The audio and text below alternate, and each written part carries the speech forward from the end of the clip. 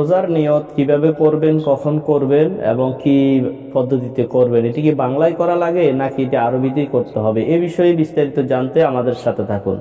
পবিত্র মাহে রমজানের প্রথম রোজা আজকে সবাই রেখেছেন আশা করছি। আল্লাহ সুবহানাহু ওয়া তাআলা রমজানকে মুসলমানদের উপর ফরজ করেছেন। এই রমজানের রোজা নিয়ত করা ফরজ।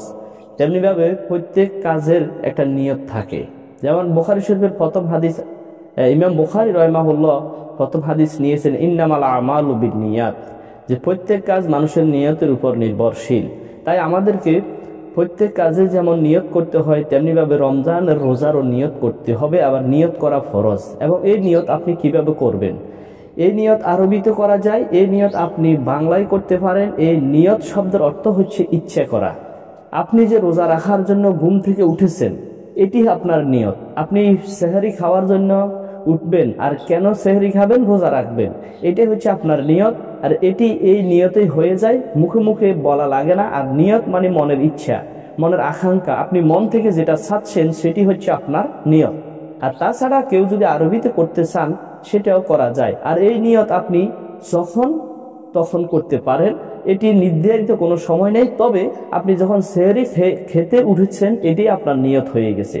আর আরবি নিয়ত হচ্ছে নাওয়াইতু আন আসুমা গাদাম মিন শাহরি রমাদানাল মুবারাকি ফাদদাল্লাকা ইয়াল্লাহু ফাতাকাব্বাল মিন্নি ইন্নাকা আনতাস সামিউল আলিম।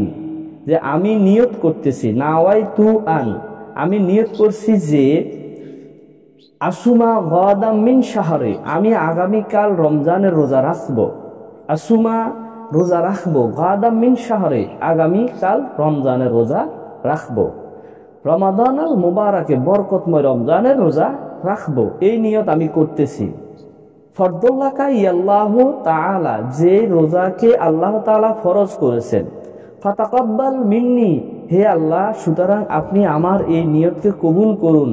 ইন্নাকা আনতাস সামিউল আলিম, নিশ্চয় আপনি সর্বশ্রোতা এবং সর্বজ্ঞ। এই একটি হচ্ছে নিয়তের বাংলা অনুবাদ। আর আপনি যদি বাংলায় বলেন সেটিও হবে, যে আপনি যদি বলেন আল্লাহ আমি আগামীকালকে রোজা রাখার ইচ্ছা পোষণ করছি, তুমি আমার রোজা রাখে কবুল করো, রোজা রাখার শক্তি দান করো, রোজা রাখার জন্য আমাকে তুমি কবুল করে নাও, এটি আপনার নিয়ত হয়ে যাবে।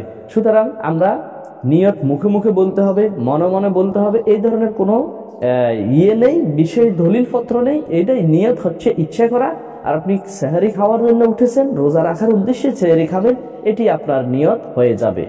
তাই আমরা সবাই রোজা রাখবো এবং নিয়ত পরিপূর্ণ করব। সবাইকে আল্লাহ রাব্বুল আলামিন কবুল করুন, আমিন। আসসালামু আলাইকুম ওয়া রাহমাতুল্লাহ।